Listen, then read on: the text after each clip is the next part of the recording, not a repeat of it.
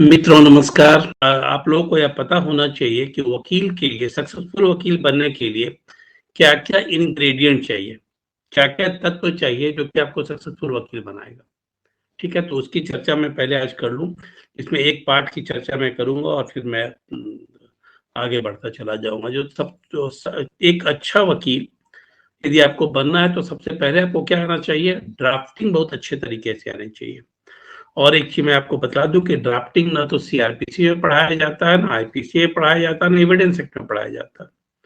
वहाँ पर आपको अपना जो है एप्लीकेशन ऑफ माइंड इस्तेमाल करना होता है। ठीक है ना? आपका जो राइटिंग स्किल है उसको इस्तेमाल करना होता है। और दूसरी चीज़ क्या होती है? दूसरी चीज़ होती है वह बहुत ही इम्पोर्टेंट है वह है आर्गुमेंट। ठीक है? तो यदि आपकी ड्राफ्टिंग अच्छी होती है तो आप ये जान कर चलिए कि आपने आर्गुमेंट का आधा काम कर लिया। और तीसरी क्या चीज होती है वह है साइटेशन। ठीक है, साइटेशन क्या है? आप जो केस लॉ को साइट करते हैं, ठीक है, जैसे आप लोअर कोर्ट में हैं तो आप हाई कोर्ट के केस लॉ को साइट कर सकते हैं। किसी भी हाई कोर्ट के, मैंने बताया था पिछले क्लास में, किसी भी हाई कोर्ट के, इंडिया के किसी भी हाई कोर्ट के केस लॉ को आप साइट कर सकते हैं। और हाई कोर्ट में यदि आप बहस कर रहे हैं तो आप कोशिश करें कि सुप्रीम कोर्ट का जो केस लॉ है उसको साइट करें। ऐसे आप हाई कोर्ट के का भी केस लॉ साइट कर सकते हैं इंडिया के किसी भी हाई कोर्ट का, लेकिन उसको मानना या ना मानना पूरी तरह से डिस्क्रिशनरी पावर है उस जस्टिस का जो आपके केस को सुन रहा है। ठीक है, तो सक्सेसफुल लॉयर बनने के लिए जो 3 इंग्रेडिएंट हैं, जो 3 तत्व हैं, वो क्या-क्या हुए? पहली तो हुई ड्राफ्टिंग, दूसरा हुआ आपका आर्गुमेंट और तीसरा हुआ साइटेशन। ठीक है, तो यदि इन तीनों चीजों को आप जान लेते हैं तो बाकी आप प्रोविजन को खुद ब खुद जान लेंगे क्योंकि आप सीआरपीसी पढ़े हुए। और चौथा एक और चीज है, 3 के अलावा एक चौथा और चीज है। वो चौथी चीज क्या है? आपको प्रोसीजर को जानना है। आपको मैं एक बतला दूं कि बहुत बार आप जैसे जूनियर है तो आपको तो प्रोसीजर जानना ही जानना है। हम लोग तो जो बहुत पहले इन सारी चीज़ों को छोड़ चुके हैं, तो जैसे मैं अपनी बात करूं या फिर मेरे स्तर के जो लॉयर है मैं उनकी बात करूं, तो वह आर्गुमेंट पसंद करते हैं करना। ठीक है ना? ड्राफ्टिंग में भी तो भाई मैं ड्राफ्टमैन को दे दिया, अपना स्टेनो को दे दिया, बोला कि समझा दिया ऐसे ऐसे करना है। ठीक, लेकिन आर्गुमेंट जब जैसे आप सीनियर होते चले जाते हैं तो आप यदि आर्गुमेंट करने में बहुत अच्छे हैं, ठीक है, तो आपको दूसरा लोग भी आपको हायर करेगा, बोलेगा कि मेरे केस में आर्गुमेंट कर दीजिए। और मैं आपको बतला दूं कि पूरे सारे कोर्ट में जहां भी आप प्रैक्टिस कर रहे हैं या फिर मैं जहां प्रैक्टिस करता हूं, 10% ही लॉयर होते हैं जो आर्गुइंग लॉयर होते हैं। और सबसे ज्यादा कुछ आर्गुइंग लॉयर की ही होती है। और आर्गुइंग लॉयर जो होते हैं उनका फेस वैल्यू भी होता है और वह पूरी तरह से पहचाने, उनकी विजिबिलिटी भी होती है। यदि आप अच्छे वकील बनना चाहते हैं तो आपकी विजिबिलिटी होनी चाहिए ना। तो विजिबिलिटी आप सिर्फ ड्राफ्ट करके किसी को दे देंगे बहस करने की तो आपकी विजिबिलिटी होगी, जज को तो पता ही नहीं चलेगा किसने ड्राफ्ट किया है।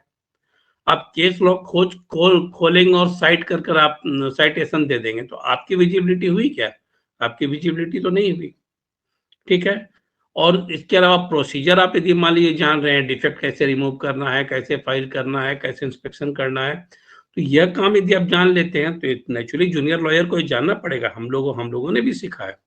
ठीक है, हम लोगों ने भी सीखा है, भले अभी हम नहीं करते हैं इस चीज को, हमारे जूनियर लॉयर करते हैं, हमारा क्लर्क करता है इस चीज को, लेकिन आपको तो अब जानना है इन सारी चीजों को। यदि आप ये नहीं जानेंगे तो कॉन्फिडेंस तो आप में आएगा नहीं। तो प्रोसीजर भी जान लेते हैं, तो प्रोसीजर जान लेंगे तो रजिस्ट्री आपको पहचानेगा हाई कोर्ट में, सिलसिलेदार पहचानेगा आपको, सेक्शन पहचानेगा आपको हाई कोर्ट में, सेक्शन पहचानेगा लोअर कोर्ट में, लेकिन जज के सामने आपकी विजिबिलिटी नहीं बनेगी। तो आपको एक बात का ध्यान रखना है कि जब भी आपको अच्छा लॉयर बनना है, यदि आपको अच्छा लॉयर बनना है तो आपको आर्गुमेंट की स्किल आनी होगी। और आर्गुमेंट की स्किल आप सीख लेंगे कैसे? यदि आप ड्राफ्टिंग अच्छी कर लेते हैं। तो आज मैं मित्रों आप लोगों को सबसे पहले ड्राफ्टिंग बतलाने जा रहा हूं और ड्राफ्टिंग का जो बेसिक प्रिंसिपल्स है उसकी मैं चर्चा करने जा रहा हूं। और कैसे आप केस को ड्राफ्ट करेंगे यह मैं आपको बतलाऊंगा। काफी स्टूडेंट जो है वह हिंदी मीडियम के हैं और आजकल तो सभी जगह हिंदी चल रहा है, मैं भी हाई कोर्ट में बहस करता हूँ, तो वहाँ पर हिंदी काफ़ी चल रहा है और हिंदी स्पीकिंग जो बेल्ट है वहाँ पर हिंदी में काफ़ी बहस होती है और अब तो ड्राफ्टिंग भी हिंदी में होने लगी और ड्राफ्टिंग जमा भी होती है। इसके अलावा लोअर कोर्ट में जो हिंदी स्पीकिंग बेल्ट है, वहाँ पर काफ़ी ज़्यादा ड्राफ्टिंग हिंदी में ही जमा हो रही है। सुप्रीम कोर्ट में भी एक लॉयर ने जो पटना हाई कोर्ट के लॉयर थे, उन्होंने एक ड्राफ्टिंग जमा की सुप्रीम कोर्ट में, जिसे रजिस्ट्री ने खारिज कर दिया था। बाद में वह बेंच के सामने उपस्थित हुए और बोले कि मेरा फंडामेंटल राइट है और ऑफिशियल लैंग्वेज जो है वो हिंदी इंग्लिश है, लेकिन सेकंड लैंग्वेज तो हिंदी है, तो हमको हिंदी से रोका नहीं जा सकता है। ये सुप्रीम कोर्ट ने भी उसको एक्सेप्ट किया और सुप्रीम कोर्ट में भी हिंदी में फाइल होता है। तो एक चीज को मैं आपको बता दूं कि आप हिंदी जानते हैं या इंग्लिश जानते हैं, उससे फर्क नहीं पड़ता है। आप मैटर कितना जानते हैं यह फर्क पड़ता है, इस चीज को आप जान ले। मैं लगातार अपने सभी लोगों को बताता हूँ कि आप मैटर को बेहतर तरीके से प्रेजेंट करें। लेकिन कभी कभी होता क्या है कि लोग इंग्लिश बोलने के चक्कर में जो मैटर का पूरा सीक्वेंस ही गड़बड़ा देते हैं, बोलना कुछ है बोल देते हैं कुछ और वाक्य सार के चले जाते हैं। इसीलिए मैं आपको बता दूं कि आप जिस लैंग्वेज में कॉन्फिडेंट हैं उसी में आप बहस करिएगा और उसी में अपनी ड्राफ्टिंग भी करिएगा। ऐसे हाई कोर्ट में इंग्लिश में ड्राफ्टिंग करिएगा तो थोड़ा प्रेफरेबल रहता है, लेकिन ऐसा कुछ भी नहीं है कि आप हिंदी में ड्राफ्ट करें तो वह एक्सेप्टेबल नहीं होगा। Make it A point. तो मित्रों, ड्राफ्टिंग है क्या? ठीक है ना, ड्राफ्टिंग है क्या? इससे तो राइटिंग स्किल नहीं है। लोग कभी कभी आप किसी से बात बोलेंगे राइटिंग स्किल है, जिसकी राइटिंग अच्छी होगी उसकी ड्राफ्टिंग अच्छी होगी, ऐसा नहीं है। ये ड्राफ्टिंग जो है वो आर्कुलेटिव स्किल है। वह स्किल है, वो ऐसा स्किल है जिससे कि आप आर्टिकुलेट कर पाते हैं, ठीक है ना, अपने आप को एक्सप्रेस कर पाते हैं बेहतर तरीके से। क्योंकि आपकी आप बहस तो बाद में करेंगे, ठीक है ना, बहस तो बाद में करेंगे, ड्राफ्टिंग तो पहले जज के पास चली जाएगी और वो एक ओपिनियन फॉर्म कर लेंगे कि इस केस में क्या उनको करना है। इस बात को ध्यान रखें कि ड्राफ्टिंग जो है वो आर्टिकुलेटिव स्किल है, जिसमें कि आपको सबसे पहले तो यह देखना होता है कि फॉर्मेट उसका क्या है, ठीक है ना, किस फॉर्मेट में आपको बात करता हूँ। तो जज के पास तो फैक्ट्स और एविडेंसेस वगैरह ही वह देखेंगे जो फॉर्मुलेट कर रहे हैं, ठीक है ना, और जो फॉर्मेट है वो फॉर्मेट रजिस्ट्री में के पास जाएगा और फॉर्मेट यदि गलत हुआ तो रजिस्ट्री उसको डिफेक्ट लगा देगा, फिर डिफेक्ट आपको रिमूव करना पड़ेगा, डिफेक्ट रिमूव करना पड़ेगा। तो इस बात को आप जान लें कि वह आर्टिकुलेटिव स्किल है पूरा, ठीक है, जिसमें कि आप क्या करते हैं, पहले तो फॉर्मेट में उसको लाते हैं और दूसरा उसके बाद फैक्ट्स को उसमें डालते हैं, फिर अपने डिफेंस को आप डालते हैं, ठीक है ना, डिफेंस के साथ साथ आप सपोर्टिंग एविडेंसेस जो है उसको डालते हैं और तब आप फिर प्रेयर पर आते हैं। लेकिन उसके पहले एक और चीज है, प्रेयर के पहले, कि आपका सबमिशन होता है कि जो फैक्ट्स है और जो एविडेंस है उसको टैली कराते हुए आप ये बताते हैं कि आपने यह क्राइम नहीं किया या फिर यह घटना नहीं घटी। तो यह सारी चीजें हैं जो कि ड्राफ्टिंग में आती है, ठीक है। तो ड्राफ्टिंग की चीजों को मैं आपके सामने अभी रखूंगा। सबसे पहला क्या है ड्राफ्टिंग में, जहां पर डिफेक्ट लगता है, रजिस्ट्री हाई कोर्ट में और सुप्रीम कोर्ट में रजिस्ट्री होती है, लोअर कोर्ट में सिरस्तेदार होते हैं, तो जहां जमा होता है सारा चीज, ठीक है। तो लोअर कोर्ट में यदि आप प्रैक्टिस कर रहे हैं तो सिरस्तेदार के पास जाएंगे। हर जज का अपना एक अलग सिरस्ता होता है, तो उसके सिरस्तेदार होते हैं जहां पर वह जमा होता है। हाई कोर्ट में आप जाते हैं तो सेंट्रल रजिस्ट्री होती है और वह तो उसका फाइलिंग सेक्शन होता है जहां पर वह जाकर जमा होता है। सुप्रीम कोर्ट में आप जाते हैं तो उसका सेंट्रलाइज जो है वह रजिस्ट्री होती है, वह जहां जमा होता है। और किसी भी ट्रिब्यूनल में आप जाते हैं, जैसे मैंने आप लोगों को आपके पास चर्चा की थी, आप लोगों के पास डीआरटी है, रेरा है, एनसीएलटी है, एनसीएलटी है, ठीक है, या फिर बोर्ड है, जैसे जुवेनाइल जस्टिस बोर्ड है, जैसे आपका कंज्यूमर फोरम है, तो इन सब की सेंट्रलाइज रजिस्ट्री होती है, ठीक है, वो फाइलिंग सेक्शन है जहां पर जाकर वह जमा हो जाता है। सिर्फ लोअर कोर्ट में सिरस्तेदार होते हैं जहां पर वह फाइल होता है वह, ठीक है, वो वहां पर सेंट्रल रजिस्ट्री नहीं है। Make it A point. तो मैं बतला रहा था आप लोगों के सबसे पहले के पॉइंट्स हैं क्या क्या इसमें रहेंगे। मैंने अभी 4 की बात की थी, लेकिन उसको मैं थोड़ा-सा और डिसइंटीग्रेट कर आप लोगों को बता रहा हूँ, जिससे कि आप लोगों को ड्राफ्ट करने में काफ़ी आसानी हो जाए। तो सबसे पहला है मैनर्स, ठीक है ना? यहाँ 2 चीज़ें होती है, मैं 2 चीज़ों की बात करूँ, एक तो मैनर्स है और दूसरा जनरल प्रिंसिपल्स है। जैसे मैं कंप्यूटर की बात करता हूँ, तो कंप्यूटर में एक हार्डवेयर है, एक सॉफ्टवेयर है। तो मैनर्स जो है वो हार्डवेयर है और जो जनरल प्रिंसिपल्स हैं वो सॉफ्टवेयर है। हार्डवेयर का मतलब क्या है कि आपके सामने सारा चीज़, जब कंप्यूटर की बात करते हैं तो वो सिस्टम है, सिस्टम में जो सारी चीज़ें लगी हुई है, ठीक है ना? उसको हम हार्डवेयर के रूप में जानते हैं। लेकिन उसके अंदर जो एप्लीकेशन डाला हुआ है, वो सॉफ्टवेयर है। तो आप यहाँ पर हार्डवेयर की जब मैं बात करूँ, तो मैनर्स जो है वो हार्डवेयर में चला आता है। उसमें क्या-क्या यूज़ होता है, कैसे यूज़ होता है, ठीक है? सबसे पहली चीज़ तो, और ये हार्डवेयर की जो चर्चा, मैनर्स की चर्चा, वो किसी भी हाई कोर्ट का जो रूल्स है, उस रूल्स में किया गया है। आप जहाँ से भी प्रैक्टिस करते हैं, जैसे मान लीजिए कि आप राजस्थान में करते हैं, पटना हाई कोर्ट में करते हैं, आप महाराष्ट्र में करते हैं, बॉम्बे हाई कोर्ट में करते हैं या सिविल कोर्ट में कहीं भी करते हैं, और सिविल कोर्ट भी उसी रूल को फॉलो करता है जो रूल हाई कोर्ट बनाती है, ठीक है? तो जहाँ भी आप हाई कोर्ट में फॉलो करते हैं, यूपी में आप कर रहे हैं तो जो डिफरेंट उसके बेंच हैं, उनका अपना रूल है, ठीक है ना? आप मध्य प्रदेश में कर रहे हैं तो वहाँ पर जबलपुर, भोपाल अलग, उसका अपना बेंच है, सबके अपने-अपने रूल्स हैं।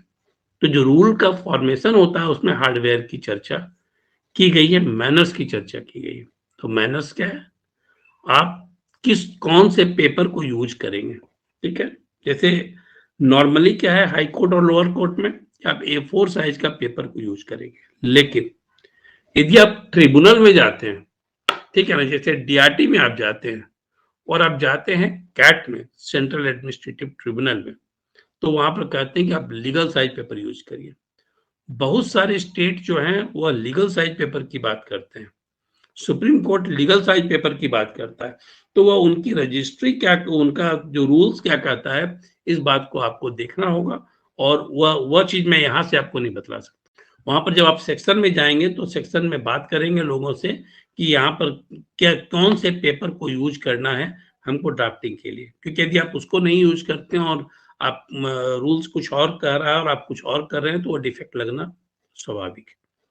तो A4 साइज का पेपर कॉमन प्रैक्टिस जो है, या फिर लीगल साइज का पेपर, आपको यह देखना है कि आप कहाँ पर कर रहे हैं और कौन-सा चीज़ यूज़ होता है, ठीक है? दूसरी चीज़ क्या है कि इसमें वन साइड प्रिंटिंग होनी चाहिए। प्रिंटिंग जो है वो वन साइड होनी चाहिए। बोथ साइड प्रिंटिंग नहीं होनी चाहिए।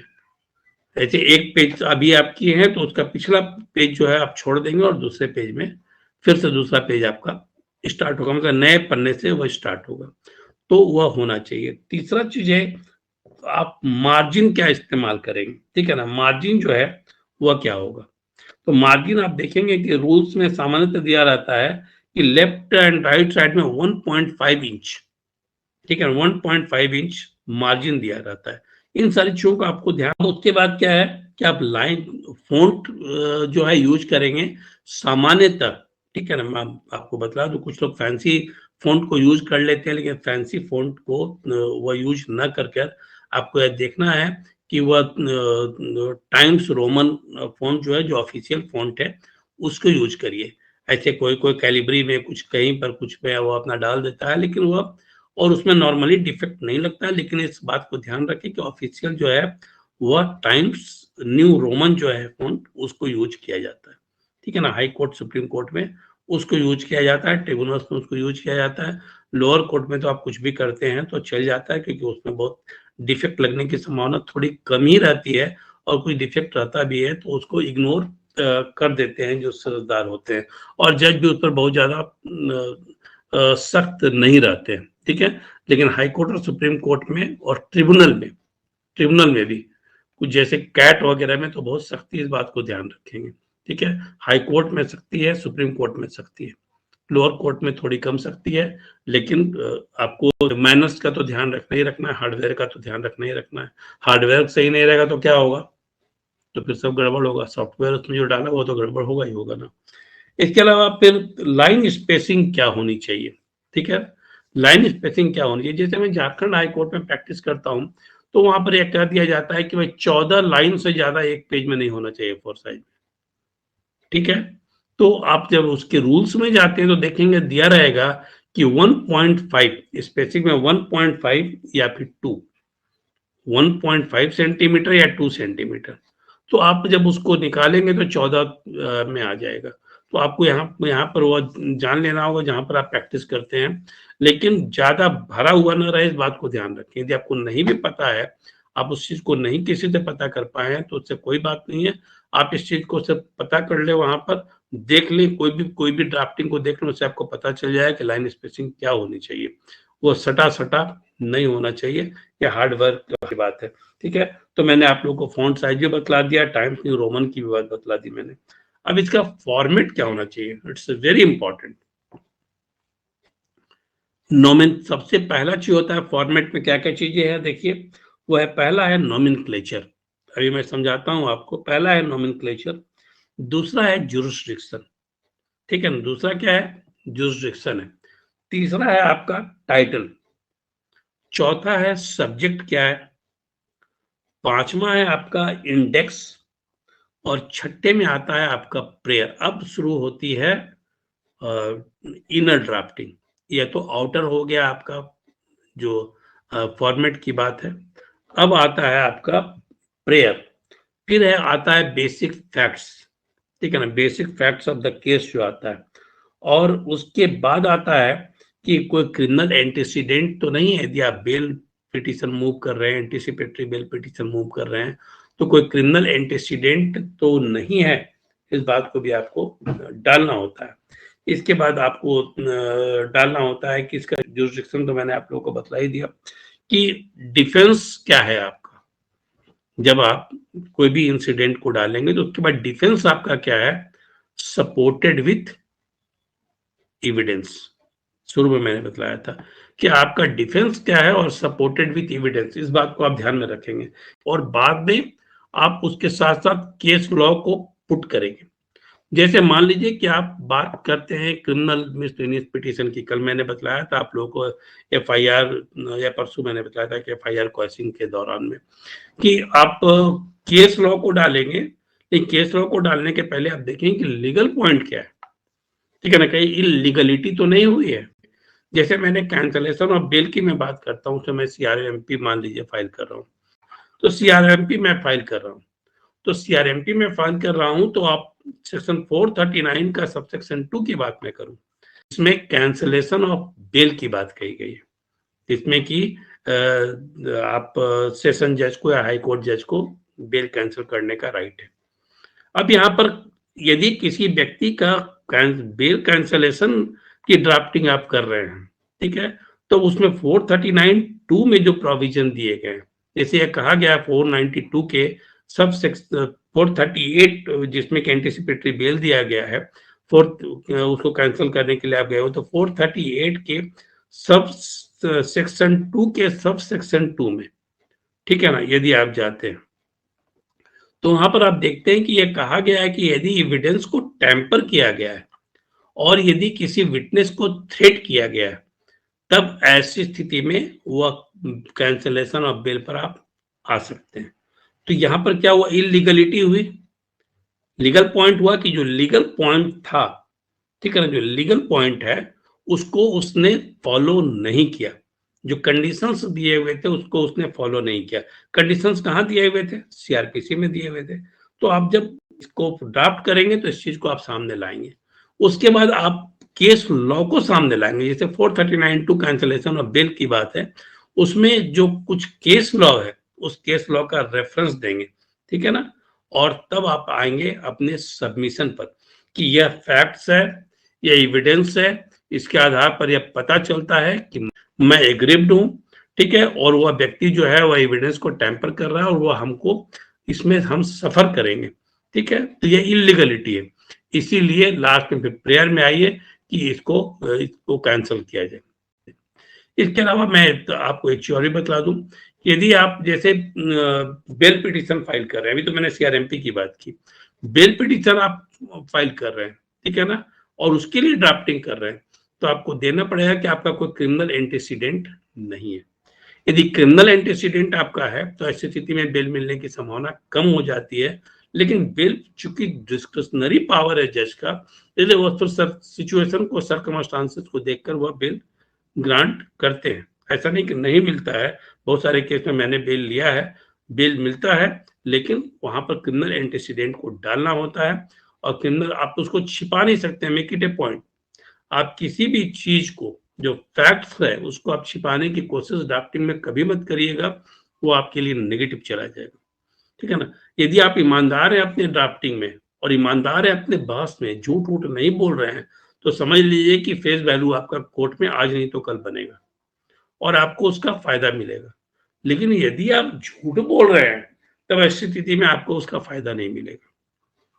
मैं एक केस का रेफरेंस देना चाहता हूँ, मैं जितना भी रेफरेंस देता हूँ मैं अपना ही केस का आप लोगों को देता हूँ।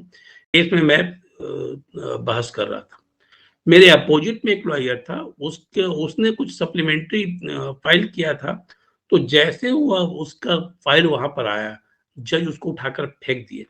उन्होंने कहा कि भाई आप जो हैं, ठीक है ना, आपके फाइल में सिर्फ गड़बड़ झाला रहता है, आप कुछ का कुछ कर कर रिलीफ लेना चाहते हैं, इसलिए मैं आपकी बात नहीं सुनूंगा।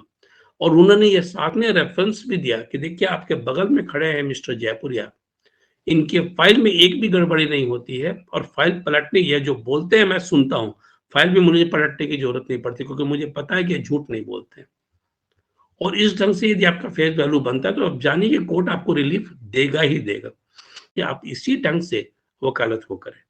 एक बात और भी मैं आपको बता दूं, एक बेसिक प्रिंसिपल जो वकालत का है, जो लोग कहते हैं कि भाई वकील है तो झूठ तो बोलना ही पड़ेगा, मैं कहता हूं कि मैं झूठ नहीं बोलता। आप यदि हमारे हाई कोर्ट में आएंगे, झारखंड हाई कोर्ट में, आप किसी से बात करेंगे कि इस भाई सुहेंदु जयपुरिया कैसे वकील है, बोले कि वो लंथन तो करते ही नहीं है, वो झूठ नहीं बोलते हैं वो।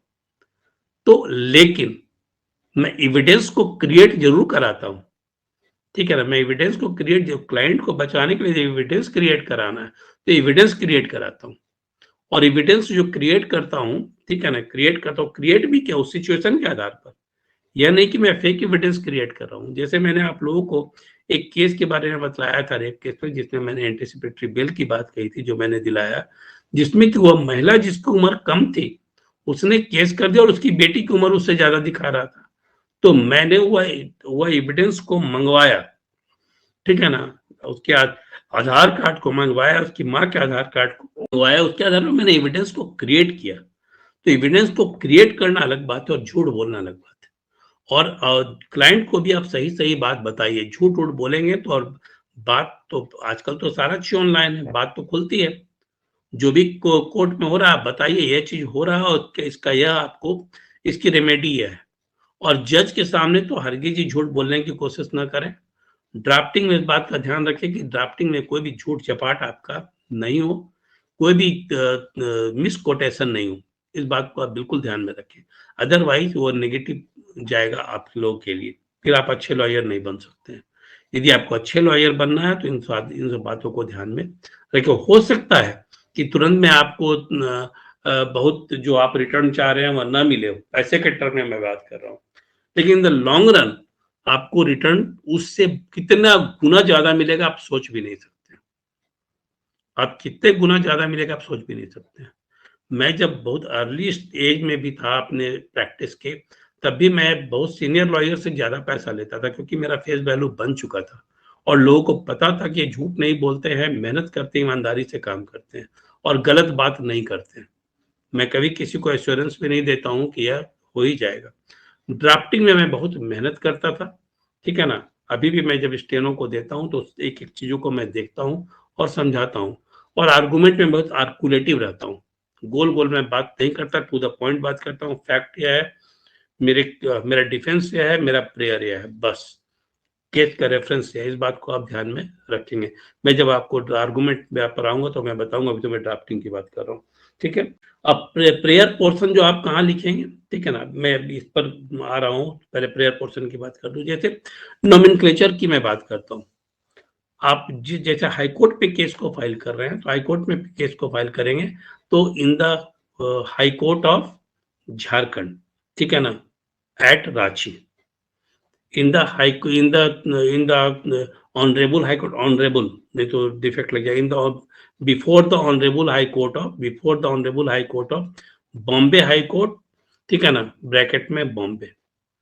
तो इस बात को आप ध्यान रखें, क्या क्या आपको लिखना है बिफोर द, ठीक है ना, बिफोर द या इन द, आप देख लेंगे उस चीज को, तो दोनों चीजें चलती है, या इन द कोर्ट ऑफ या before the court of Patna high court, jurisdiction at Patna, ठीक है। अब आप बेल पिटीशन फाइल कर रहे हैं तो ठीक उसके नीचे, ठीक है ना, उसके नीचे आप डालेंगे कि यह क्रिमिनल मिसलेनियस पिटीशन, ये क्रिमिनल मिसलेनियस पिटीशन में जा रहा है, ये क्रिमिनल मिसलेनियस जुरिसडिक्शन, ठीक है ना, ये जुरिसडिक्शन क्या है, क्रिमिनल मिसलेनियस जुरिसडिक्शन। और आप उसके नीचे डालेंगे कि एक्यूज इज इन कस्टडी, ठीक है ना, जुडिशियल कस्टडी सिंस इतना इतना इतना। आपको अंदर में भी डालना है, इस बात का ध्यान में रखें आप कि आपको अंदर में भी डालना है कि आप कब से आप जुडिशियल कस्टडी में, क्योंकि जुडिशियल कस्टडी के आधार पर आपको बेल मिलने की संभावना भी रहती है, इस बात को भी आप जान लें। तो यह तो हुआ आपका नॉमेनक्लेचर, ठीक है, नॉमेनक्लेचर हुआ। अब नॉमेनक्लेचर के बाद आप आते हैं, उसके नॉमेनक्लेचर के बाद फॉर्मेट पर आते हैं। तो इन द मैटर ऑफ, जैसे मान लीजिए कि आप एंटीसिपेटरी बेल मूव कर रहे हैं, तो in the matter of section 438, ठीक है, एंटीसिपेटरी बेल की बात कर रहा हूं, 438 ऑफ द सीआरपीसी, ठीक है, सीआरपीसी, और रीड विथ जो आपके ऊपर एलिगेशंस लगाए गए हैं वह, और या फिर आप उसको ऐसे डालेंगे कि in the matter of 438 of the CrPC, ठीक है, in the case of, in the PS case number इतना इतना इतना, अंडर सेक्शन इतना इतना इतना, और वो डिटेल आप डालेंगे, ठीक है। अब उसके नीचे डालेंगे in the matters of, petitioner का नाम, ठीक है, जैसे मान लीजिए मैं कह रहा हूं अश्विनी चौबे, उसका पूरा सन ऑफ, एज, ये सारा कुछ डालेंगे, और डालने के बाद एड्रेस के रूप में फेक एड्रेस नहीं चलेगा, जो एड्रेस एफआईआर में दिया हुआ उसी एड्रेस को आपको डालना है, मेक इट ए पॉइंट, ठीक है ना, इसको ध्यान में रखिए। और नीचे वर्सेस स्टेट, यदि बेल कर रहे हैं तो वर्सेस स्टेट आपको डालना है, ठीक है ना, वर्सेस स्टेट डालना है। तो ये तो आपका हुआ जनरल प्रिंसिपल की बात कर रहा हूं, फिर मैं एक एक कर सारे चीज पर आऊंगा, इन्फॉर्मेटिव पिटीशन से लेकर सारी चीज पर। यह तो हुआ जनरल कैसे आपको ड्राफ्ट करनी है। और फिर आप आते हैं, ठीक है, उसके नीचे फिर नॉमेनक्लेचर पर आते हैं, एड्रेस करते हैं आप किसको, जैसे हाई कोर्ट में है तो आप चीफ जस्टिस को करते हैं, इन the court of honourable mister justice, जैसे झारखंड हाई कोर्ट की बात करूं, डॉक्टर रवि रंजन, ठीक है ना, Ravi Ranjan chief justice of Jharkhand high court in companion with other जजेस, ठीक है ना, तो उसमें जो उनका नाम है वो जाएगा, लेकिन लोअर कोर्ट में नाम नहीं जाता है। लोअर कोर्ट में आप जब भी करेंगे इन द कोर्ट ऑफ, जैसे चीफ जुडिशियल मजिस्ट्रेट है वहां पर हुआ, आपको डिस्ट्रिक्ट एंड सेशन जज के यहाँ करना हुआ तो वह हुआ। सामान्यतः कंप्लेन केस फाइल करते हैं तो आप चीफ जुडिशियल मजिस्ट्रेट के यहाँ फाइल करते हैं, इन्फॉर्मेटिव पिटीशन फाइल करते हैं तो चीफ जुडिशियल मजिस्ट्रेट के यहाँ करते हैं। तो वह मैं जब आऊंगा तो उस पर मैं बताता हूँ। अब आप कहाँ पर आते हैं, आप इसके बाद फिर आप आते हैं in the matter of petitioner का नाम वर्सेस स्टेट, और यदि अपोजिट पार्टी कोई और है, ठीक है, किसी और कोई पार्टी बनाना है प्राइवेट पार्टी को, तो आप पार्टी नंबर इतना इतना इतना, अपोजिट पार्टी नंबर 2 3 जो भी आपको देना है वो देंगे। जब मैं फॉर्मेट दूंगा तो आप उसको बेहतर तरीके से समझ पाएंगे, ठीक है। अब उसके बाद आप आइए इंडेक्स पर, ठीक है ना, इंडेक्स पर आइए, इंडेक्स आपका जो डालना है आपको, तो इंडेक्स में जो एनेक्सर है उसको आप इंडेक्स के रूप में डालिए। और इंडेक्स को जो बनाया जाता है वो आप देखेंगे फॉर्मेट में कि 4 कॉलम है, सीरियल नंबर पहले दिया हुआ है, सब्जेक्ट दिया हुआ है क्या है, ठीक है ना, उसके बाद दिया हुआ एनेक्सर नंबर कितना है, पेज नंबर कितना है, 4 कॉलम दिए हुए हैं। तो मान लीजिए 5 एनेक्सर आपका है तो 5 रो होगा, ठीक है ना, 4 कॉलम में 5 रो होगा, तो आपको उस ढंग से बनाना है, ठीक है। यह होता है, उसके नीचे आपको सब्जेक्ट लिखना है, जैसे आपको एंटीसिपेटरी बेल लेनी है तो सब्जेक्ट में एंटीसिपेटरी बेल लिखना है, ठीक है। अब आप आते हैं नीचे, जैसे आते हैं नीचे में नोमेनक्लेचर आप हाई कोर्ट का डालें और मोस्ट रेस्पेक्टफुली सूद कर आप स्टार्ट कर दीजिए, ठीक है ना। मोस्ट रेस्पेक्टफुली सूद कर आप स्टार्ट करिए और स्टार्ट कर आप सबसे पहले प्रेयर डालिए, ठीक है ना। The petitioner praise for the granting of anticipatory bail under section इतना इतना इतना इतना इतना इतना इतना, ठीक है ना। वो आप उस सारी चीजों को डालिए, वो फॉर्मेट में मैं आपको दे दूंगा, उसको डालिए। और तब जो है आप आइए फैक्ट्स ऑफ द केस पर। जब प्रेयर के बाद आप आते हैं तो फैक्ट्स ऑफ द केस क्या क्या घटनाएं घटी वो दीजिए, और तब आप डालिए कि प्रोजिक्यूशन क्या कहता है। जैसे एफआईआर है तो एफआईआर को किस ढंग से वहां पर पूरी ढंग से टाइप कर उसको डालना है और उसका एनेक्सर लगाना है। और तब आपको उसके नीचे डालना पड़ेगा कि जो कोई आपका क्रिमिनल एंटीसीडेंट नहीं है। आप ऊपर भी डाल सकते हैं कि criminal there is no criminal antecedent of the petitioner, यह डालना है। इसके अलावा आपका जुरिस्डिक्शन जो है वह डालना पड़ेगा, ठीक है ना। जुरिस्डिक्शन डालना पड़ेगा कि वो इस हाई कोर्ट के जुरिस्डिक्शन के अंदर आता है या फिर इस लोअर डिस्ट्रिक्ट कोर्ट के जुरिस्डिक्शन के अंदर आता है, वो आपको डालना होगा। इसके अलावा एक चीज और भी डालना है, बहुत इंपॉर्टेंट है, वो इस चीज को जान लीजिए कि आपको यह भी डालना है कि आपने इसके पहले कोई भी इस ढंग का सीआरएमपी, कोई भी बेल पिटिशन, कुछ भी चीज, रिट पिटिशन, कुछ भी नहीं कहीं पर फाइल किया हुआ। और यदि आपने फाइल किया है तो उसकी जानकारी आपको देनी पड़ेगी, या फिर आपने पहले फाइल किया था और वो रिजेक्ट हो गया है या फिर डिसमिस हो गया है तो उसकी जानकारी आपको देनी होगी। इट्स वेरी इंपॉर्टेंट, इस जानकारी को आप बिल्कुल नहीं छिपाएंगे, इस बात को ध्यान रखें, अदरवाइज डिफेक्ट लगेगा और फिर थोड़ा डिले होगा, ठीक है ना। सप्लीमेंट्री एफिडेविट आपको फाइल करना होगा और उसमें डिले होगा। सप्लीमेंट्री एफिडेविट क्या है वो अभी मैं आप लोगों को बतलाऊंगा। और तब आप आइए अपने आर्गुमेंट पर, ठीक है ना। आप आइए कि हम जो है वह जो डिफेंस है, ठीक है ना, डिफेंस को आप उसके बाद डिफेंस को लिए विथ एविडेंस लिए सारा एनेक्सर लगा दिए। अब आप आते हैं पोर्शन पर जो आर्गुमेंट का पोर्शन है, ठीक है। उसमें 2-3-4 लाइन आपको लिखना रहता है कि यह जो है वह मेरे खिलाफ कोई फैक्ट यह है, एविडेंस यह है, मेरे खिलाफ कोई एविडेंस नहीं है। तो और जो इसीलिए मैंने बेल पिटिशन को फाइल किया, I am entitled to get bail, ठीक है। इसको आपको डालना होगा। इसके अलावा एक चीज और भी आपको डालनी होगी इसमें, वो आपको डालना होगा कि फर्दर कोई भी चीजें राइज करती है, जो एविडेंस हमारे पास आता है, तो at the time of argument मैं उसको कोर्ट के सामने पुट करूंगा, ठीक है ना। मैं उसको कोर्ट के सामने पुट करूंगा।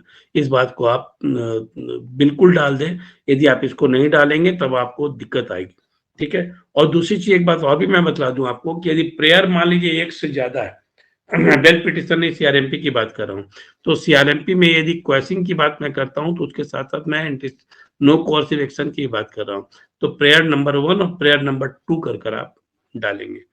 अब इसके बाद आप डालें कि लास्ट में कि वो ऑनरेबल कोर्ट जो है या फिर लर्नेड कोर्ट है, कोई भी कंडीशन जो इम्पोज करेगी उस कंडीशन को मैं एक्सेप्ट करूंगा, ठीक है ना। कोई कंडीशन जो एक्सेप्ट करूंगा उसे। और दूसरी चीज है कि जो प्रोविजंस हैं उसको मैं वायलेट नहीं करूंगा।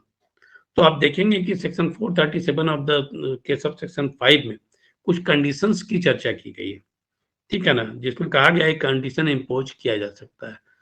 वह आप कोर्ट वो डिसाइड करेगा कि क्या कंडीशन इम्पोज करना है, ठीक है। दूसरी चीज यह है कि आप जो कंडीशन इम्पोज किया जाएगा उसको तो आप एक्सेप्ट करेंगे, और इसके साथ साथ आप कहें कि मैं जब भी मुझे बुलाया जाएगा कोर्ट के द्वारा मैं कोर्ट में हाजिर होऊंगा।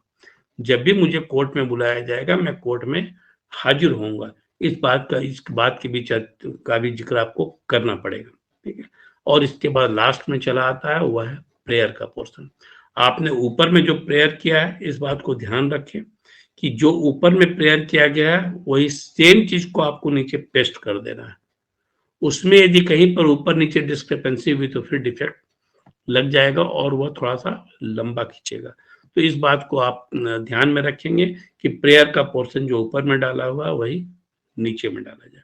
और तब उसके बाद आता है लास्ट में कि आप एफिडेविट करके और ओथ करके डालेंगे।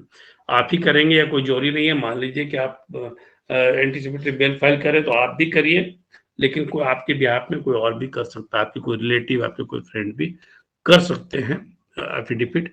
एफिडेविट में होता क्या है कि आपको बताना होता है कि आपने जो जो जानकारी दी है पैरावाइज, ठीक है। पहले तो आप ओथ लेंगे कि मैं जो भी कर रहा हूँ सही कर रहा हूँ, और मेरे सामने इन सारी चीज़ों को पढ़ा गया है। यदि आप जिस लैंग्वेज में बोले, हिंदी में, इंग्लिश में, पढ़ा गया है और मैं उसको समझ रहा हूँ और समझ कर मैं यह एफिडेविट कर रहा हूँ या ओथ कर रहा हूँ, ठीक है। और तब आपको हाई कोर्ट की मैं बात कर रहा हूँ, लोअर कोर्ट में तो सीधे ओथ होता है और ओथ पर सिग्नेचर हो जाता है कि मैंने जो कहा है वह सच कहा है, ठीक है। ओथ लेकर आप कह रहे हैं इस चीज को, और वह सीरियस मामला है, गलत आप नहीं करेंगे। तो वहां पर हाई कोर्ट में जो हम लोग डालते हैं, हाई कोर्ट में पैरा इतना इतना इतना जो है वह फैक्ट्स ऑफ द केस है, ठीक है। पैरा इतना इतना इतना वह मैंने रिकॉर्ड से लिया है, वह भी वह रिकॉर्ड से जो लिया है वह कोर्ट का मामला है। और फिर आप कहेंगे कि पैरा इतना इतना इतना में जो मैं कह रहा हूँ, जो मैं अपनी तरफ से कह रहा हूँ, वह बिल्कुल सत्य है, उसका पूरा एविडेंस मैंने वहां पर प्रोवाइड किया है। और नीचे फिर जिसने ओथ लिया है उसका सिग्नेचर होगा, ठीक है। यह तो है। उसके बाद आप जितना एनेक्सर है उसके बाद लगा देंगे, ठीक है। और लास्ट में आप वकालतनामा लगा देंगे। वकालतनामा में जब आप साइन करते हैं तो वकालतनामा में एक जो साइन होता है वह हॉरिजेंटल होता है, ठीक है ना, वर्टिकल नहीं होता है, ठीक है। आप रेदर वर्टिकल करेंगे आप ऐसे, जैसे हॉरिजेंटल तो आपका ऐसे हो गया, वर्टिकल आपका साइड में ऐसे आप करेंगे उसको, ठीक है। और पीछे जो है वहां पर जो साइन होता है वो क्लाइंट का होता है फ्रंट पेज पर। बैक पेज पर जहां पर वकील का नाम होता है वहां पर वकील का सिग्नेचर होता है, ठीक है ना। Make it A point. इस पर भी डिफेक्ट लगता है, इस चीज को आप जान लें। तो और हाई कोर्ट में तो है कि आप अपना वकालतनामा कंप्यूटर से निकाल कर भेज देते हैं क्लाइंट को और वो साइन कर देता है, लेकिन लोअर कोर्ट में वकालतनामा बना हुआ रहता है, ठीक है ना। लोअर कोर्ट में वकालतनामा बना रहता है और स्टैम्प ड्यूटी पे कर लेना होता है। हाई कोर्ट में हम लोग को जो है कंप्यूटर से निकाल कर दे देते हैं और वह स्टाम्प उसमें लगकर चला जाता है, तो स्टैम्प ड्यूटी वहां भी पे होता है। लेकिन हमें लिबर्टी है कि हम अपने कंप्यूटर से उसको निकाल सके हाई कोर्ट में और सुप्रीम कोर्ट में। तो यह तो हुई इतनी सारी ड्राफ्टिंग के बारे में। मैं सबसे पहले इन्फॉर्मेटरी पिटीशन पर आता हूँ, ठीक है। इन्फॉर्मेटरी पिटीशन का पर्पस क्या है और इन्फॉर्मेटरी पिटीशन ड्राफ्ट कैसे किया जाता है, ठीक है ना। तो इन्फॉर्मेटरी पिटीशन का पर्पस क्या है, मैंने आप लोगों को शायद पिछले क्लास में बतलाया होगा कि इन्फॉर्मेटरी पिटीशन एक इम्पॉर्टेंट टूल है, बहुत ही इम्पॉर्टेंट हथियार है। वो घटना को एप्रीहेंड करते हुए, यदि मान लीजिए कोई व्यक्ति आपको धमकी दे रहा है, जान मारने की धमकी दे रहा है या फिर और तो किसी चीज की धमकी दे रहा है कि आपका जमीन हड़प लेगा, कुछ कर लेगा, तो वैसी स्थिति में आप एफआईआर तो कर नहीं सकते। तो आप एफआईआर नहीं करेंगे तो क्या करेंगे? यदि आप सनहा दर्ज करने जाएंगे थाने में, तो थाने में सनहा दर्ज करने में कितनी परेशानी है आपको ही पता है, और थाना थाना कितना कोऑपरेट करता है ये भी आप लोगों को पता है। मैंने आप लोगों को पहले भी बताया था कि पुलिस जो है वो इंडियन पुलिस एक्ट 1881 के तहत काम करती है, ठीक है ना। 1861 के तहत काम करती है, क्योंकि उस समय हम लोग गुलाम थे और गुलामी की मानसिकता के तहत ही सारा काम हो रहा था। तो वह अंग्रेजों का बनाया हुआ वह पुलिस एक्ट था जो हम लोगों को दबाने के लिए था, ठीक है। तो मित्रों, तो वह तो पुलिस किस ढंग से काम करती है ये बतलाने की आवश्यकता नहीं है। अभी भी बहुत सुधार आने के बावजूद भी मानसिकता बहुत बदली नहीं है। तो अब ऐसी स्थिति में हम लोग क्या करेंगे? हम लोग एक इन्फॉर्मेटिव पिटीशन फाइल करेंगे। सनहा तो वहाँ शायद थाने में न ले, तो ऐसी स्थिति में हम इन्फॉर्मेटिव पिटीशन फाइल करेंगे। तो इन्फॉर्मेटिव पिटीशन का पर्पस होता है कि कोई भी घटना जो हो सकती है, जिसको आप एप्रीहेंड कर रहे हैं, ठीक है ना, जिस चीज को आप एप्रीहेंड कर रहे हैं उसकी सूचना आप पहले से चीफ जुडिशियल मजिस्ट्रेट को, उस जिले के चीफ जुडिशियल मजिस्ट्रेट को दे दे, और जिससे कि यदि कोई घटना घटती है तब ऐसी स्थिति में वह व्यक्ति सीधे सीधे कल्प्रिट माना जाएगा और उसको वह एक्यूज किया जाएगा उन सारी चीजों के लिए। और उस व्यक्ति को यदि पता चलता है, ठीक है ना, उस व्यक्ति को यदि पता चलता है कि ऐसा सनहा दर्ज किया गया, इन्फॉर्मेटिव पिटीशन डाला गया है, तो शायद वह घटना को अंजाम ही न दे। तो यह 2 फायदा है। एक तो है कि आप ने अपना इन्फॉर्मेटिव पिटीशन डाल दिया कि इस बात का संदेह है, आपको प्रोटेक्शन चाहिए। और दूसरा है कि यदि उस व्यक्ति को पता चल गया जिसके खिलाफ इन्फॉर्मेटिव पिटीशन डाला गया है, तो शायद वो घटना घटे ही ना। ठीक है? दूसरी चीज़ है, यदि घटना घट गई और आप एफआईआर करने जाते हैं, तो एफआईआर के साथ यदि इन्फॉर्मेटिव पिटीशन लगा रहता है, तो एफआईआर करना मजबूरी होती है पुलिस की। ठीक है? या फिर आप कंप्लेन केस भी करते हैं, तो कंप्लेन केस में यदि इन्फॉर्मेटिव पिटीशन लगाते हैं, तो आपका केस जो है वो मजबूत बनता है। तो इस बात को आप ध्यान में रखें। तो इन्फॉर्मेटिव पिटीशन कैसे ड्राफ्ट होगा? ठीक है ना? मैं ड्राफ्टिंग की बात कर रहा हूँ, तो सबसे पहले वो ड्राफ्ट कैसे होगा, मैं उसकी चर्चा यहाँ पर कर देता हूँ। इसका फॉर्मेट क्या है? ठीक है? फॉर्मेट क्या है? सबसे पहले तो यह एड्रेस किया जाएगा चीफ जुडिशियल मजिस्ट्रेट को, मुख्य न्यायिक दंडाधिकारी को एड्रेस किया जाएगा। क्योंकि इन्फॉर्मेटिव पिटीशन जो फाइल होता है, वो चीफ जुडिशियल मजिस्ट्रेट के कोर्ट में फाइल होता है। ठीक है? दूसरी चीज है कि उसमें सब होगा नेम ऑफ द पिटिशनर। साहब पहले तो आप डालिएगा सब इन द मैटर ऑफ डालिए कि किस चीज के लिए आपने किया है। तो सेक्शन इतना इतना के तहत हमने इन्फॉर्मेटिव पिटिशन अंडर सेक्शन इतना इतना इतना। ठीक है? अब फॉर द पर्पस क्या है? For the purpose of protection. ठीक है ना? For the purpose of information and protection of the petitioner, ये आप डाल दिए। अब इधर डालिएगा in the matter of petitioner. ठीक है ना? पिटिशनर जैसे मान लीजिए कि कोई एबीसीडी पिटिशनर है, तो पिटिशनर का नाम डालिएगा और उसका पूरा एड्रेस डालिएगा। वर्सेस, क्योंकि आपको डर किससे है? मान लीजिए कि एबीसीडी आप है, ईएफजीएच कोई व्यक्ति है जिससे कि आपको डर है कि यह घटना कर सकता है। ठीक है ना? उसे डर है कि यह घटना कर सकता है। तब ऐसी स्थिति में उसका नाम डालिएगा। ठीक है ना? एबीसीडी आप है, ईएफ जो है वह व्यक्ति है। ठीक है ना? ईएफ जो है वो व्यक्ति है। तो अब उसका भी पूरा एड्रेस, क्योंकि आपको यदि किसी व्यक्ति से डर है और उसके बारे में आप डिटेल जब तक नहीं डालिएगा, तब तक क्या पता पता कैसे चलेगा कि किस व्यक्ति से डर है? और वो खुद कॉन्क्रीट कैसे होगा? एनोनिमस तो हो नहीं सकता है कि मुझे किसी व्यक्ति से डर है। ऐसी स्थिति में तो शायद शायद कोर्ट भी इसको एंटरटेन ना करे। तो ये दोनों चीजें आपको डालनी होंगी। अब इसके बाद आपको डालना क्या है?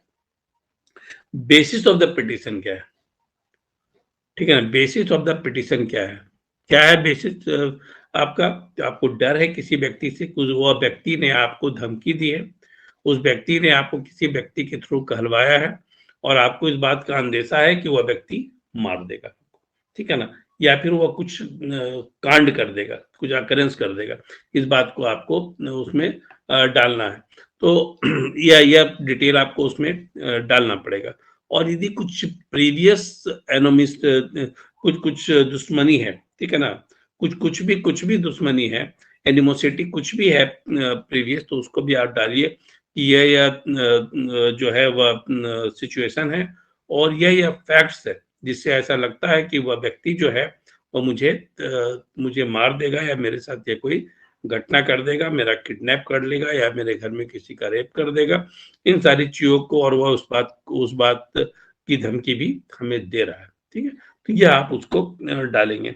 अब उसके बाद जब बेसिक फैक्ट्स डाल देंगे, उसके बाद एप्रीहेंशन डालेंगे, जिस एप्रीहेंशन की मैंने चर्चा की कि एप्रीहेंशन क्या है, और तब आप प्रेयर डालेंगे। प्रेयर में क्या डालेंगे? प्रेयर में आप डालेंगे कि आपको प्रोटेक्शन चाहिए और फॉर द या दिया जाएगा कि इन्फॉर्मेटिव पिटिशन किस लिए है? For the sake of information and for the sake of protection. ठीक है? ये चीजों को आप डालेंगे। उसके बाद नीचे में क्लाइंट का सिग्नेचर होगा, वकील का सिग्नेचर होगा और उसके लास्ट में आपको एक देना पड़ेगा वेरिफिकेशन। ठीक है? जिसको एफिडेविट के नाम से हम जानते हैं। वेरिफिकेशन देना पड़ेगा जिसमें कि आपको कहना पड़ेगा कि आपने जो कुछ भी डिक्लेयर किया है वो सब सही किया है। ठीक है ना? और सही के अलावा उसमें कुछ भी नहीं है और उसके नीचे फिर आपको साइन करना पड़ेगा। तो यह तो हुआ इन्फॉर्मेटिव पिटिशन। और जैसा मैंने आप लोग को बताया कि इन्फॉर्मेटिव पिटिशन एक इम्पॉर्टेंट टूल है। अब आपने इन्फॉर्मेटिव पिटिशन डाल दिया, दूसरा क्या होता है? सेकंड पार्ट क्या है जो कि क्रिमिनल केस का होता है? सेकंड पार्ट होता है एफआईआर। मान लीजिए कोई क्लाइंट आपके पास आया और कहा कि मेरे साथ ये घटना घट गई है, आप एफआईआर कर दीजिए चलकर। तो एफआईआर कैसे आप ड्राफ्ट करेंगे? एफआईआर यदि आप बहुत कमजोर ड्राफ्ट करते हैं तो ऐसी स्थिति में आप मानकर चलिए कि वह केस स्टैंड नहीं करेगा। एफआईआर जो है वो कैसे आप ड्राफ्ट करेंगे, ठीक है ना? एफआईआर में एड्रेस किसको करेंगे? तो भाई जो थाना इंचार्ज है आप उसको एड्रेस करेंगे। सबसे पहले थाना इंचार्ज है, एसएचओ है, उसको आप एड्रेस करेंगे। उसके बाद आप विषय लिखेंगे कि प्राथमिकी दर्ज करने के संबंध में, ठीक है ना? प्राथमिकी दर्ज करने के संबंध में, तो आप प्राथमिकी दर्ज करेंगे। फिर आप उसमें घटना की जानकारी देंगे, ठीक है? जो भी घटना है, फैक्ट्स ऑफ द अकरेंस है। और जब आप घटना की जानकारी देंगे तो सबसे पहले है जो व्यक्ति इन्फॉर्मेंट है, उसका नाम, पता, सारा चीज़, उसका उम्र, सारा चीज़ उसमें लिखा रहेगा। और तब जो घटना घटी है, कहाँ पर घटना घटी है, इस बात की जानकारी आप उन लोगों को उस पूरे चीज़ों में देंगे। समय का को सही-सही दर्शाएँगे उसमें। समय को आप सही-सही उसमें दर्शाएँगे कि समय समय क्या उसमें दिया हुआ है, ठीक है? समय में यदि गड़बड़ी होगी तो ऐसी स्थिति में फिर आपका केस जो है वह कमज़ोर हो जाएगा, क्योंकि एफआईआर तो पुलिस के पास गया है और पुलिस उसको भेजेगी कंसर्न मजिस्ट्रेट के पास, इलाका मजिस्ट्रेट के पास। तो ये सारी चीज़ें आपकी यदि नहीं रहेंगी तो ऐसी स्थिति में वह केस फिर कमज़ोर हो जाएगा, ठीक है? पुलिस खुद ही उसको कमज़ोर करने की कोशिश करेगी और पुलिस को विश्वास नहीं होगा कि आपने सही-सही केस किया है। तो इस चीज़ को आपको डालना है। इसके अलावा फिर नीचे में आप प्रेयर उसमें डालेंगे कि आप एफआईआर को रजिस्टर किया जाए। एफआईआर को रजिस्टर किया जाए, यह प्रेयर आपको करना है। और नीचे में सिग्नेचर आपको डालना है, पूरा एड्रेस डालना है और अपना मोबाइल नंबर डालना है, ठीक है ना? मोबाइल नंबर डालना है, क्योंकि पुलिस को यदि आपसे बात करनी होगी तो कहाँ बात करेगी वो? या एड्रेस आपको डालना है कि कहीं पर यदि इन्वेस्टिगेशन करना होगा तो कहाँ पर करेगी? तो यह बहुत छोटा-सा 1 से डेढ़ पन्ने का होता है एफआईआर, लेकिन ये बहुत ही इफेक्टिव टूल है। और एफआईआर ही एक वैसा चीज़ है जिससे कि केस जो है वो सेट इंटू मोशन आता है, ठीक है ना? केस की शुरुआत उससे ही होती है। तो इस बात को आप जान लें कि दूसरा है कि मान लीजिए कि एफआईआर लॉन्च हो गया और सपोज करिए कि आपके पास कोई क्लाइंट आया और वो बोला कि मेरे खिलाफ एफआईआर किसी व्यक्ति ने कर दिया। अभी तो मैं कह रहा था कि आप एफआईआर कैसे करेंगे? अब कोई व्यक्ति आपके पास आया, कोई क्लाइंट आपके पास आया और बोला कि मेरे खिलाफ एफआईआर हो गया, हम क्या करें?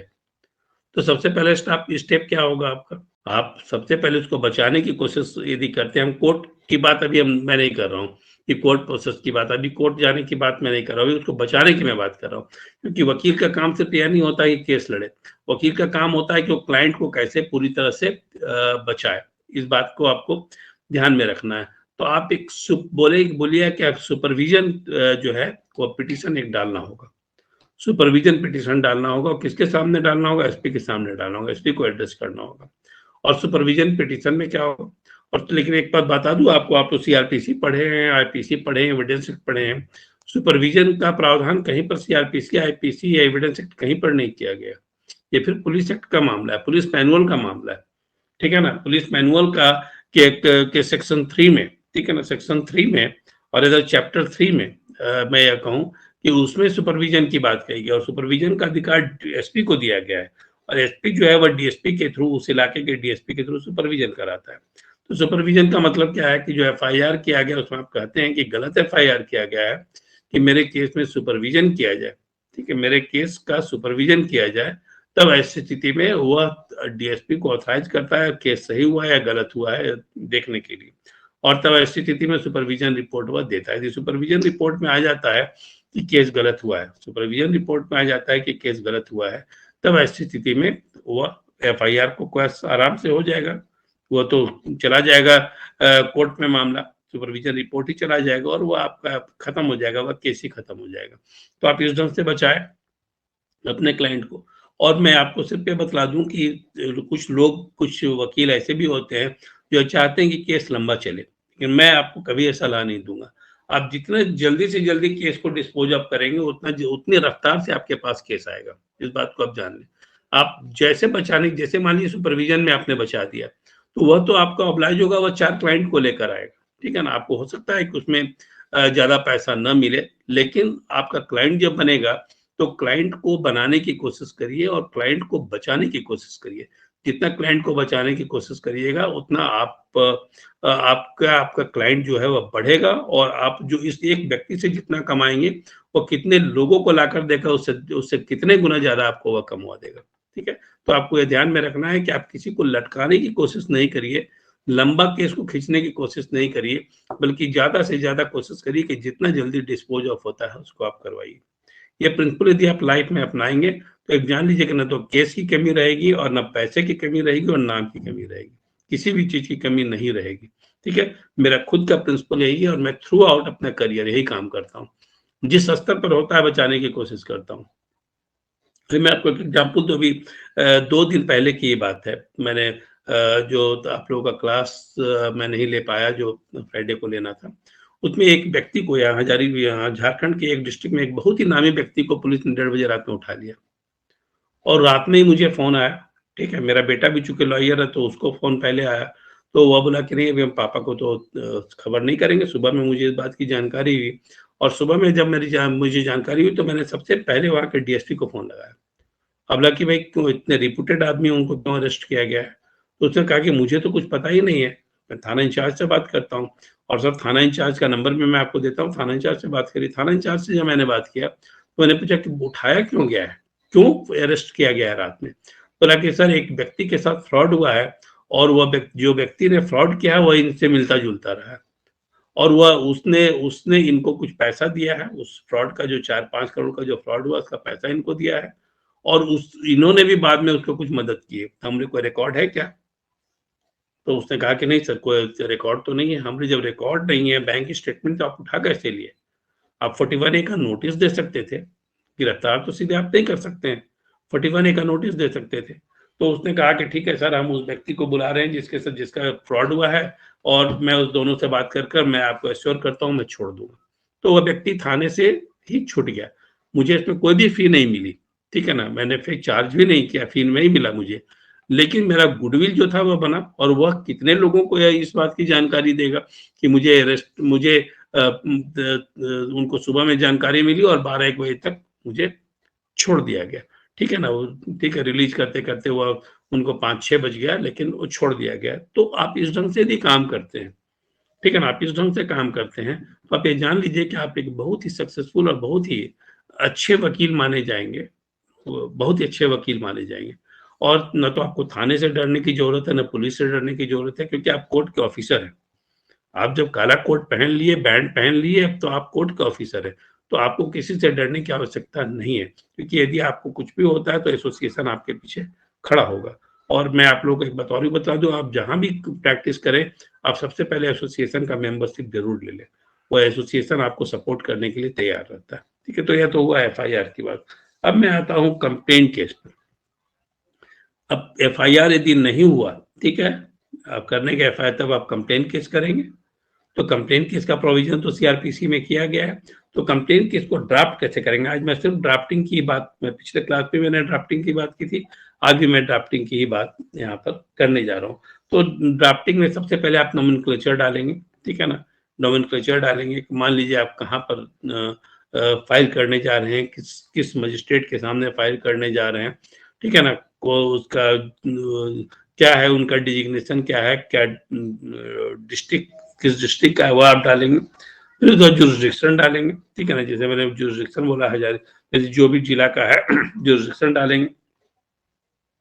अब उसका टाइटल डालेंगे, कंप्लेंट केस डालेंगे, ठीक है? In the matter of section इतना, इतना, इतना सीआरपीसी का जो उसको डालते हुए वह डालेंगे द पिटीशन अंडर सेक्शन इतना, इतना कंप्लेंट पिटीशन अंडर सेक्शन इतना, इतना, इतना, ठीक है? वो आप डालेंगे।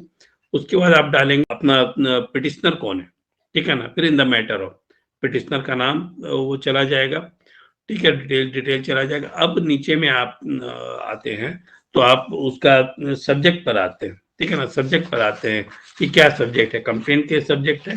फिर आप इंडेक्स डालते हैं, ठीक है ना? इंडेक्स आप डालते हैं। इंडेक्स में कौन-कौन सा आपके पास लगा हुआ है एनेक्सर्स जो है वह डालेंगे आप। क्योंकि इंडेक्स में मैंने आप लोगों को इंडेक्स की जानकारी दी है कि इंडेक्स में आप जो पिटीशन है उसके बारे में पहले बताएँगे, फिर आप आएँगे तो बताएँगे कि कौन-कौन सा फैक्ट्स है, उससे सपोर्टिंग डॉक्यूमेंट्स क्या-क्या है, ठीक है? मैंने आप लोगों को बतलाया था कि कितना कॉलम होगा और सबसे पहला मैंने बतलाया था यही चीज़ आप लोगों को कि इंडेक्स कैसे बनेगा, ठीक है? मैं उसको रिपीट नहीं करने जा रहा हूँ, ठीक है? उसके बाद आप फैक्ट्स ऑफ द इंसिडेंट्स पर आएँगे, क्या घटना आपके साथ घटी, आपके साथ क्या घटना घटी, इस बात की जानकारी आप उसमें डालेंगे। और तब आप वो डालेंगे कि अपोजिट पार्टी का क्रिमिनल एंटीसीडेंट क्या है, अपोजिट पार्टी का क्रिमिनल एंटीसीडेंट क्या है, इस बात को आप डालेंगे। और फिर आप अपना, आपके साथ जो घटना घटी है उसका सर्कमस्टांशियल एविडेंस क्या है, ठीक है ना, सर्कमस्टांशियल एविडेंस, डॉक्यूमेंट्री एविडेंस, ठीक है ना, या फिर आई विटनेस है, सारा चीज जो है वह क्या है, इस चीज को आप डालेंगे। जो विटनेस है उसके बारे में आप जानकारी देंगे। और सबसे पहले जब सब्जेक्ट की बात करेंगे तो जो घटना घटी है, ठीक है ना, घटना की चर्चा कौन कौन सेक्शन में घटी है, किस समय में घटी है, इन सारी चीजों की चर्चा आपको वहां पर करनी होगी। It's very important. सब्जेक्ट के नीचे में जो घटना घटी है उसकी चर्चा, ठीक है ना, और उसके साथ साथ ये घटना इसी समय में हुई और इस तारीख को इतने बजे हुई, इसमें ये धाराएं लगाई जाती है। धारा जब आप FIR करते हैं तो धारा पुलिस लगाती है, कंप्लेन केस करते हैं तो धारा आप लगाते हैं, ठीक है। FIR जब होता है तो आप इन्फॉर्मेंट के रूप में जाने जाते हैं, और जब कंप्लेन केस होता है तो आप कंप्लेनेंट के रूप में जाने जाते हैं। इस बात को जान लिया। जब जजमेंट पढ़ेंगे तो देखेंगे कि कंप्लेनेंट है, कहीं पर इन्फॉर्मेंट है, तो कंफ्यूज मत करिएगा। पुलिस केस जो होता है उसमें आप इन्फॉर्मेंट होते हैं, ठीक है, जिस व्यक्ति ने इन्फॉर्म किया वो इन्फॉर्मेंट होता है। और जो कंप्लेन केस होता है उसमें आप कंप्लेनेंट होते हैं, क्योंकि आपने कंप्लेन किया है, आपने कंप्लेन किया। इस बात को आप इस अंतर को समझ लें। और जो जजमेंट आप पढ़ेंगे तो इन सारी चीजों की चर्चा उसमें कंप्लेनेंट, इन्फॉर्मेंट, इस सारे रूप में रहती है। कंफ्यूजन में मत आइएगा। तो अब है उसमें एनेक्सर आप लगाए, उसके आपने प्रेयर किया। प्रेयर क्या किया, प्रेयर किया आपने कि इस केस को रजिस्टर किया जाए। प्रेयर किया कि इस केस को रजिस्टर किया जाए अंडर सेक्शन इतना इतना इतना इतना इतना। इसके बाद आप उसमें एफिडेविट लगा दिए, ठीक है ना, वेरिफिकेशन, लोअर कोर्ट में वेरिफिकेशन होता है, एफिडेविट कम वेरिफिकेशन, और फिर नीचे वकालतनामा आपका चला है या कंप्लीट है आपका, और उसके नीचे एनेक्सर हो जाता है, ठीक है ना, उसके नीचे एनेक्सर हो जाता है। ये आपका कंप्लीट जो है वह पूरा प्लेंट है, ठीक है ना, जो ब्रीफ है वह कंप्लीट है। आप उसको फाइल करने के लिए चले जाइए। जो कोर्ट फी लगती है वो कोर्ट फी जमा करिए, और कोर्ट फी बहुत नॉमिनल लगती है कोर्ट फी, तो वह सब करने के बाद आप वहां पर चले जाइए। अब एक FIR हो गया, एक कंप्लेन केस हो गया। कंप्लेन केस होने के बाद प्रोसेस इशू होता है, गवाही होती है, और उसके बाद प्रोसेस इशू होता है। तो वो सब तो मैं बाद में बतलाऊंगा। मैं ड्राफ्टिंग का अगला स्टेप क्या होगा, यदि FIR हो गया तो उसके बाद तो गवाही होगी, चार्ज फ्रेम होगा, या फिर प्लीड गिल्टी होगी। तो उसके पहले, चार्ज फ्रेम होने के पहले आपको एक चांस है केस को खत्म करने का। ये केस कैसे खत्म होगा, तो यह होगा डिस्चार्ज पिटीशन के द्वारा, डिस्चार्ज के द्वारा। मतलब कि आपको डिस्चार्ज पिटीशन फाइल करना होगा और यह कहना होगा कि आपके ऊपर जो आरोप लगाए गए हैं वह कोई किसी भी आरोप में सत्यता नहीं है, इसीलिए मुझे डिस्चार्ज किया जाए, ठीक है ना, किसी भी आरोप में सत्यता नहीं है, इसीलिए इसको डिस्चार्ज किया जाए, ठीक है। यहाँ पर तो डिस्चार्ज पिटीशन कहलाता है, ठीक है, डिस्चार्ज पिटीशन कहलाता है।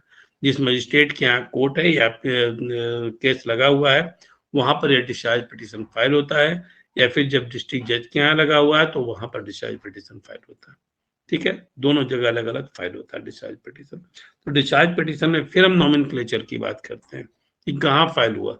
जैसे मान लीजिए CGM के यहाँ केस लगा हुआ है इन the court of chief judicial magistrate, जो जगह का नाम है उस जगह पर, ठीक है। फिर आप आते हैं उसके जुरिस्डिक्शन पर, फिर आप आते हैं टाइटल और सब्जेक्ट पर कि डिस्चार्ज पिटीशन पर आते हैं, फिर आप इंडेक्स पर आते हैं, ठीक है, इंडेक्स पर आते हैं। जैसे मान लीजिए कि आप कंप्लेंट केस के खिलाफ में गए हैं तो आप इंडेक्स पर आते हैं, जो जो आरोप लगाए गए हैं उसका डिफेंस आपके पास है, ठीक है। तो डिफेंस आपके पास है तो आप इन सारी चीजों पर इंडेक्स में उन सारी चीजों को आप डालेंगे, इंडेक्स में उन सारी चीजों को डालेंगे, ठीक है, जो डिस्चार्ज पिटीशन आप डालेंगे तो।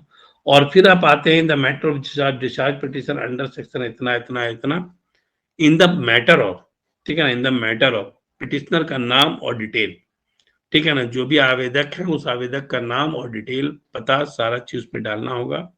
और उसके बाद वर्सेस, जिसने आपके ऊपर कंप्लेन केस किया है, जिसने आपके ऊपर कंप्लेन केस किया है उसका डिटेल आपको जानना होगा, क्योंकि जिसने केस किया है आपके ऊपर, तो वह उसी के आधार पर आपके ऊपर सारा प्रोसेस शुरू हुआ, ठीक है? और तब आपको चूंकि उसको उसी को केस को डिस्चार्ज कराना है, तो उसका तो नाम आपको आएगा ही आएगा, ठीक है? आएगा ही आएगा पार्ट, लेकिन वो पार्टी नंबर 2 में आएगा। जब क्रिमिनल केस होता है तो क्रिमिनल केस स्टेट के खिलाफ होता है, क्योंकि यह क्राइम अगेंस्ट सोसाइटी है, ठीक है? तो सबसे पहला नंबर होगा स्टेट ऑफ जो भी है, जैसे मैं स्टेट ऑफ झारखंड में हूँ तो स्टेट ऑफ झारखंड, और दूसरा होगा दूसरा पार्टी नंबर 2, जिसको कि आप नोटिस करवाएंगे, ठीक है ना? जो आप नोटिस करवाएंगे, ऐसे पार्टी नंबर 2 को आप नहीं भी डाल सकते हैं, वो इस पे डिसाइड करेगी कोर्ट कि उसको नोटिस करना है या नहीं करना है, तो कोर्ट डिसाइड करेगी। लेकिन आप यदि डालते हैं तो आप उसको नोटिस करवाएंगे, जिससे कि उसको जवाब देना होगा। लेकिन सामान्यतः लोग स्टेट को ही पार्टी बनाते हैं, और यदि कोर्ट को लगता है कि सेकंड पार्टी को बनाना है, तो कोर्ट आपको इंस्ट्रक्शन दे देती है कि आप इसको भी पार्टी बनाइए एज ए पार्टी नंबर 2, 3, 4 जितना भी है, ठीक है? तो यह तो हो गया आपका। अब आइए फैक्ट्स ऑफ द केस पर। जो कंप्लेन केस किया गया, ठीक है ना? जो कंप्लेन केस किया गया उसका आप डिटेल पहले डालिए कि मेरे ऊपर यह केस किया गया है, ठीक है ना? और उसकी कॉपी आप लगाइए, सर्टिफाइड कॉपी आप कोर्ट से निकाल लीजिए, उसकी कॉपी लगाइए। और अब आप पूछेंगे कि उसी कोर्ट में तो फाइल कर रहे हैं, तो सर्टिफाइड कॉपी की क्या जरूरत है? तो आपको अपना जो प्रिंट तैयार करना है, तो आपको अपना डिफेंस भी लेना है ना। कोर्ट के पास इतना समय नहीं है कि वह उन सारे फाइल को उलटता रहे, आपके फाइल को देखकर डिसाइड करेगा, वो आपके फाइल को देखकर ही डिसाइड करेगा, ठीक है? तो आपको सबसे पहले वो कंप्लेन केस का सर्टिफाइड कॉपी लगा देना है, और उसको एनेक्सर 1 बनाना है, ठीक है ना? जिसको आप डिस्चार्ज जिसके खिलाफ में जा रहे हैं, उसको आपको एनेक्सर 1 बनाना है, ठीक है? तो वह एनेक्सर 1 हो गया, जो कंप्लेन केस है। अब आप आइए अपने डिफेंस पर। डिफेंस में आने के साथ सबसे पहला आप यह डालिए कि यदि आपका कोई क्रिमिनल एंटीसीडेंट नहीं है तो वह डालिए, ठीक है? दूसरी बात, कंप्लेन केस किया क्यों गया? यदि मान लीजिए कि आपने पहले भी आपने कंप्लेन किया है पहले किसी चीज में, ठीक है ना? थाने में ही कंप्लेन किया है, तो आप ये डालिए कि काउंटर ब्लास्ट है, मैंने जो कंप्लेन किया है, या फिर इसका डिस्प्यूट जो है यह है, ठीक है ना? डिस्प्यूट जो है वह यह है, जिसके चलते इस व्यक्ति ने मेरे ऊपर केस किया है। अब उसका सपोर्टिंग डॉक्यूमेंट डालिए आप। जो सपोर्टिंग डॉक्यूमेंट आप डालेंगे, तो सपोर्टिंग डॉक्यूमेंट एनेक्सर के रूप में होगा, ठीक है? और वह इंडेक्स में इसकी चर्चा की जाएगी, वह इंडेक्स में इसकी चर्चा की जाएगी। इस बात का भी आपको ध्यान में रखना है। और उसके बाद आपको प्रेयर डालना है। प्रेयर के बाद आपको एफिडेविट है वह डालना है। एफिडेविट या वेरिफिकेशन जो भी आप वहां बोलते हैं, देख ले, उसका वकालतनामा डालना है। तो ये आपका डिस्चार्ज पिटीशन कंप्लीट हो गया, ठीक है? अब डिस्चार्ज पिटीशन मान लीजिए कि आप का डिसमिस हो गया, तो ऐसी स्थिति में फिर आपके पास क्या रास्ता है? मैं स्टेप वाइज पूरे प्रोसेस पर जा रहा हूँ, ठीक है? स्टेप वाइज पूरे प्रोसेस पर जा रहा हूँ कि इसके बाद आप क्या करिएगा, इसके बाद आपके पास क्या रास्ता है, उसकी ड्राफ्टिंग कैसे होगी, ठीक है? तो आपको इन सारी चीजों को यदि दिमाग में रखेंगे स्टेप वाइज, तो ये जान लीजिए कि आपको केस लड़ने में बहुत आसानी होगी। तो अब मैं आता हूँ दूसरा। अब इसके बाद उपाय है क्रिमिनल रिवीजन का। जैसे मान लीजिए मजिस्ट्रेट के यहाँ पर यह डिसमिस हो गया, मजिस्ट्रेट के यहाँ पर आपका यह डिस्चार्ज पिटीशन डिसमिस हो गया, तो आप डिस्ट्रिक्ट एंड सेशन जज के यहाँ पर आप अपना रिवीजन पिटीशन डालेंगे, ठीक है ना? रिवीजन पिटीशन डालेंगे। उसके पहले यदि छोटा मामला है तो आप सीजीएम के यहाँ डालेंगे, सीजीएम के यहाँ से भी निकल गया तो आप डिस्ट्रिक्ट एंड सेशन जज के पास डालेंगे। इन डिस्ट्रिक्ट एंड सेशन जज के पास रिजेक्ट हो गया तब हाई कोर्ट भी आप जा सकते हैं, ठीक है ना? आप हाई कोर्ट में आप इस चीज को हाई कोर्ट में जाकर रिवीजन को डालेंगे, ठीक है? रिवीजन क्या होता है? आपको लॉ पॉइंट को उठाना है और फैक्ट्स को उठाना है कि मैंने जो डिस्चार्ज पिटीशन डाला था, तो मेरे पॉइंट को सुना नहीं गया। थोड़ा सा यहाँ पर ड्राफ्टिंग में अंतर है।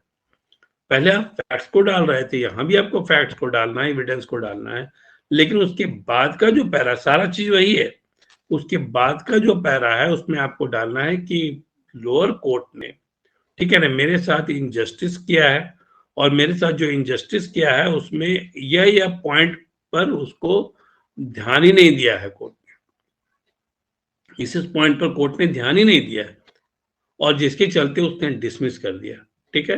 इस चीज को आपको कोर्ट के सामने लाना है, ठीक है ना, इस बात को आपको कोर्ट के सामने लाना है, क्योंकि वह ग्रॉस इरेगुलरिटी जो है लोअर कोर्ट की, मजिस्ट्रेट कोर्ट की, उसको आपको डिस्ट्रिक्ट एंड सेशन जज के सामने लाना है, और डिस्ट्रिक्ट एंड सेशन जज की ग्रॉस इरेगुलरिटी है, इनजस्टिस है, तब आपको किसके सामने लाना है, तब आपको लाना है हाई कोर्ट के सामने, ठीक है ना, हाई कोर्ट के सामने लाना है, मेक इट ए पॉइंट।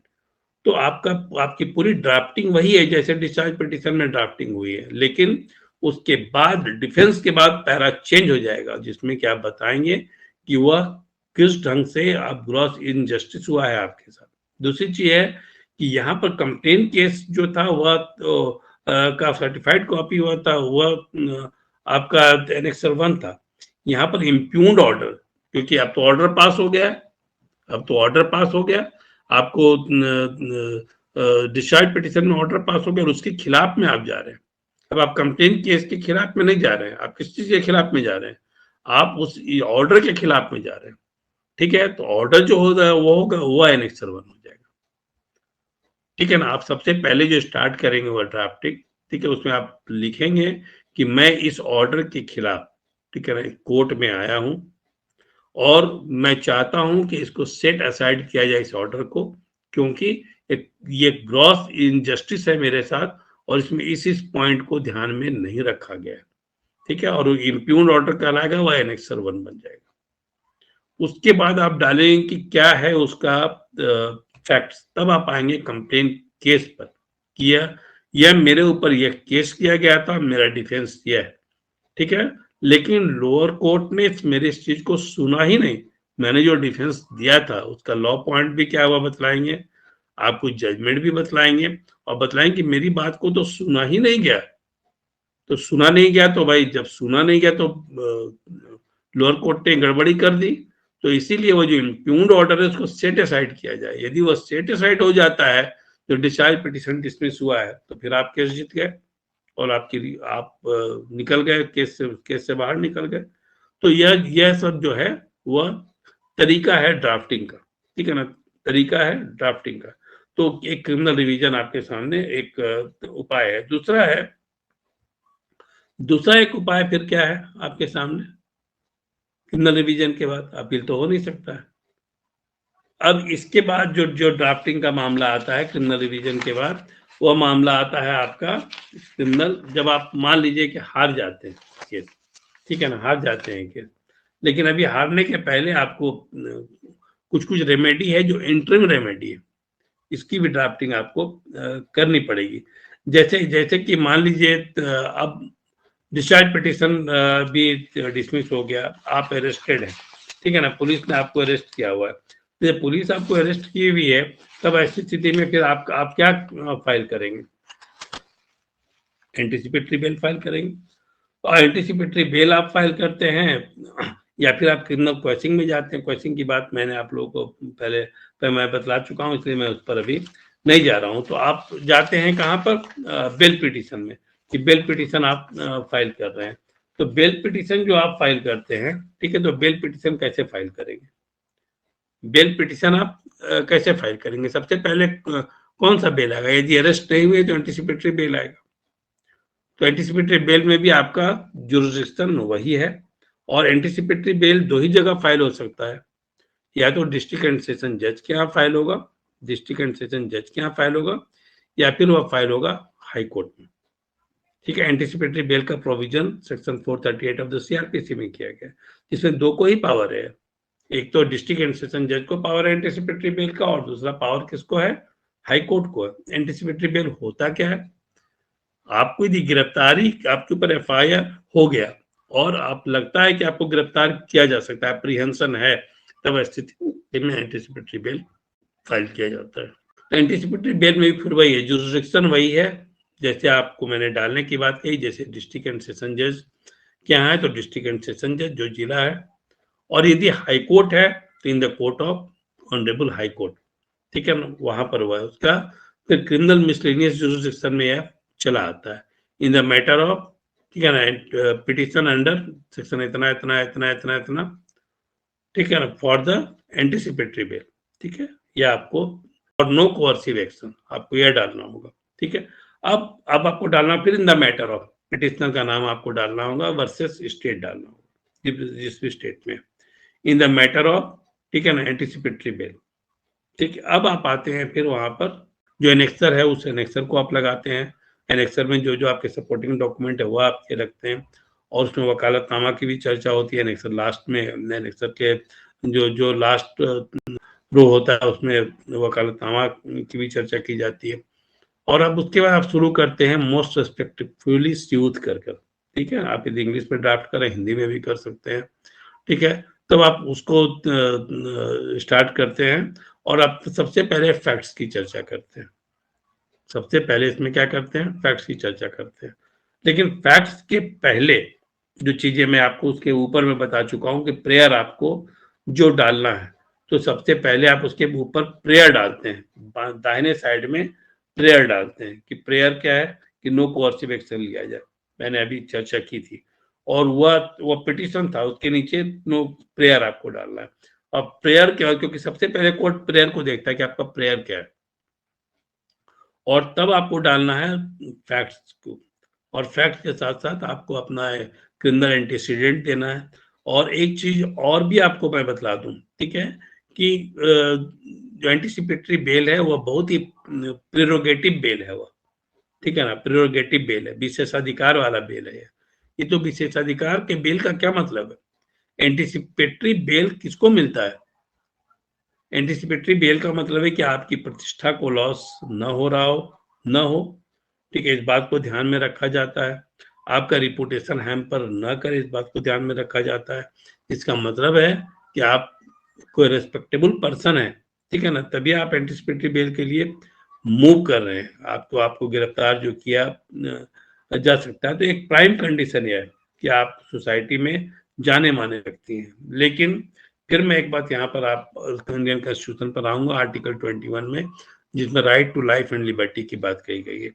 तो ये यहाँ पर ऐसा नहीं है कि जो विशेषाधिकार प्राप्त व्यक्ति हैं, जो प्रिविलेज व्यक्ति हैं, उनकी जान की कीमत और आपकी जान की कीमत नहीं है। इसीलिए आजकल हो क्या रहा है, और प्रोविजन होते हुए भी कोई भी व्यक्ति एंटीसिपेटरी बेल के लिए मूव करता है। और लेकिन वहां पर अब कोर्ट को डिसाइड करना रहता है कि इसको एंटीसिपेटरी बेल दिया जाए या न दिया जाए। ठीक है, एंटीसिपेटरी बेल के ऊपर कोई भी प्रश्न, वैसे किसी बेल के ऊपर प्रश्न नहीं खड़ा होता है। अब है कि उसमें आप फैक्ट्स को डालें, फैक्ट्स को डालने के बाद आप चले आते हैं डिफेंस पर, ठीक है ना। लेकिन उसके पहले मैंने आप लोगों को सबसे शुरू के क्लास में बतलाया था, जब फॉर्मेट बतला रहा था कि जुरिस्डिक्शन डालना होगा आपको, या दूसरा दूसरे दूसरे पैरा में जुरिस्डिक्शन डालना हो कि इस कोर्ट के अंदर ही या एरिया के अंदर में आता है। इसके बाद आपको डालना होगा कि आपने कोई क्रिमिनल मिसलेनियस पिटीशन, कोई एंटीसिपेटरी बेल कहीं पर फाइल नहीं किया है, वो भी आपको डिक्लेयर करना होगा। और तब आप आइए वहां के बाद फैक्ट्स पर। और फैक्ट्स पर जब आते हैं तो फैक्ट्स को का वर्णन करिए, डिस्कस नहीं करना है, सिर्फ आपको एलाबोरेट करना है। उसका एनेक्सर लगाना है, जो मान लीजिए एफआईआर आपके ऊपर हुआ है या कंप्लेन केस हुआ है वो लगाना है। और तब आपको अपना आना है डिफेंस पर। और डिफेंस में स्टार्ट करिए आप कि आपका कोई क्रिमिनल एंटीसीडेंट नहीं है, आपका कोई इन्वॉल्वमेंट इस केस में नहीं है। और कैसे नहीं है, इसका डिफेंस आपको देखना पड़ेगा। कि जैसे मान लीजिए कि आप उस दिन वहां अवेलेबल थे नहीं, आप कहीं और उपस्थित थे, और उसकी उपस्थिति पंजिका को आप लगा सकते हैं, सीसीटीवी फुटेज को आप लगा सकते हैं कि आप उस समय वहां पर उपस्थित नहीं थे। तो इस बात को आपको तैयार करके रखना है। और तब आप आते हैं नीचे में कि कोर्ट जो भी कंडीशंस को लगाएगी उसको हम मानेंगे। जैसे 438 में बात कही गई है कि बिल देने की, 438 1 में, लेकिन 438 2 में, ठीक है ना, कंडीशंस को इम्पोज भी करने की बात कही गई है। तो जब कंडीशंस इम्पोज करने की बात कही गई तो आपको यह बोलना पड़ेगा कि आप जो भी कंडीशंस कोर्ट लगाएगी उसको मैं मानने को तैयार हूँ। इसके साथ साथ आपको यह भी बताना हो कि आप कहीं भागेंगे नहीं, कोई भी एविडेंस को टैम्पर नहीं करेंगे, किसी भी विटनेस को इन्फ्लुएंस करने की कोशिश नहीं करेंगे। क्योंकि बेल उसी व्यक्ति को मिलता है जो व्यक्ति इन्फ्लुएंस नहीं करता है, किसी भी विटनेस को, जो व्यक्ति एविडेंस को टैंपर करने की कोशिश नहीं करता है। तो इन सारी चीज़ों को आपको डालना होगा। ऐसे जज या ना भी देखें, लेकिन रजिस्ट्री